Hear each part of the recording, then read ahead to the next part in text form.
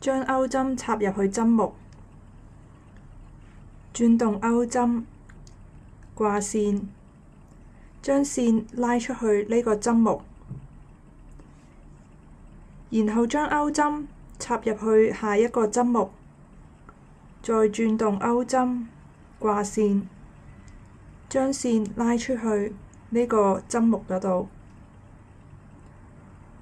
鈎針而家上面有3個線圈，轉動鈎針，掛線，將線一次過拉出去3個線圈。將